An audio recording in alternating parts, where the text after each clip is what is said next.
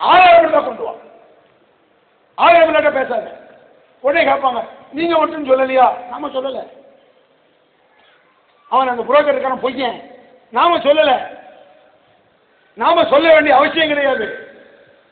வேற ஒரு ஆள் பார்த்துட்டு வந்து சொன்னாரு, எங்களுக்கு வேற வேலை இல்லை, இவன் பின்னால் போயிட்டு இருக்க அலையில, எவருக்கு தேவை இல்லைங்க.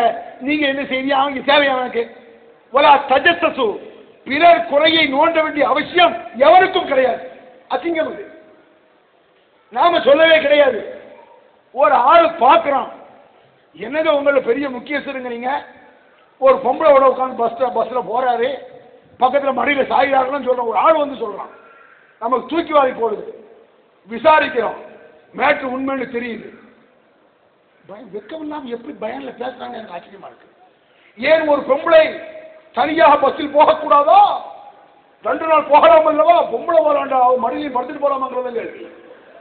எது கேள்வி? போகக்கூடாதா? போட்டோம், நமக்கு என்ன? எவ்வளவு 2 நாள் இல்ல 2 வருஷம் போட்டு எங்களுக்கு என்னடா பிரச்சனை? என்ன இதை எங்களுக்கு சொல்ல வேண்டிய அவசியம் கிடையாது. சொல்ல வச்சான் எப்படின்னு பாருங்க. உதாரணமா நான் இருக்கேன், நான் ஒரு பெரிய ஸ்தாபனம் நடத்திட்டு இருக்கிறேன். நடத்திட்டு இருக்கும் பொழுது ஒரு நான் நம்பி அந்த ஸ்தாபனத்தை பொறுப்பு படைச்சு அவனை மேனேஜிங் டைரக்டர் ஆகி உட்கார வச்சிருக்கேன். நம்பி உட்கார வச்சிருக்கேன். அவன் என்ன செய்யறான்? கையாடல் பண்றான். கையாடல் மட்டும் பண்ணல, நம்ம வீட்டு பொம்பளை கைப்பிடிச்சு இழுத்தான். எனக்கு தெரிஞ்சது, நான் என்ன செய்வேன்? குறைஞ்சு செருப்படுத்தி அடிப்பேன். குறைஞ்சது இவனுக்கு வராது போ சொல்லிட்டு அவன் என்ன செய்யணும்? ஒன்னும் மன்னிப்பு கேட்கணும், இல்லாட்டா வாயை போயிட்டு ஓரமா போயிடணும். போயிருந்தா எந்த பிரச்சனையும் வராது. நான் ஜெண்டிலா இருக்கணும், இவனை போட்டு நான் வேலையை பார்த்து போயிடுவோம்.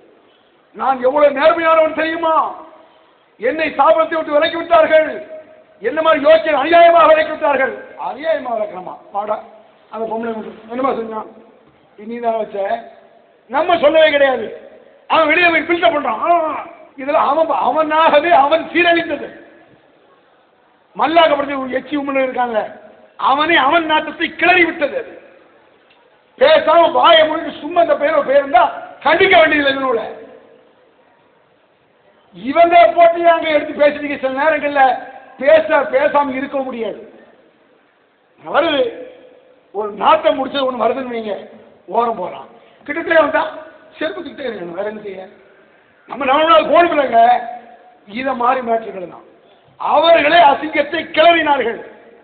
நான் யோக்கியன், அநியாயமா விலக்கி விட்டார்கள். இல்லை, இவன் அயோக்கியத்தனம் பண்ணா. இந்த பாருங்க, ஆளை கொண்டு வந்து சாட்சியை கொண்டு வந்து நிரூபிக்கப்பட்டுச்சு. சம்பந்தம் இல்லாத ஒரு பெண்ணோட பஸ்ல உட்கார்ந்து போனது உண்மை, ஒத்துக்கிட்டான். இப்ப என்ன பேச்சு? எப்படி பேச முடியுது? அட உண்மையிலே இப்படி ஒரு தப்பு நான் பண்ணா என்ன நடக்கும்? ஒரு வருஷத்துக்கு வெளியே தலை காட்ட முடியுமா? அது எப்படி வெக்கமில்லாம பேச முடியுது? இது சினிமாவுக்கு போக வேண்டிய ஆள். சினிமாவுக்கு போயிட்டு அந்த நிர்வாகம் அந்த மாதிரி ஆள்களை எல்லாம் வச்சுக்கிட்டு இவன் எப்படி நம்மளோட இருந்தாங்கிறது எனக்கு ஆச்சரியமா இருக்கு. அவ்வளவு ஜாக்கிரதையாக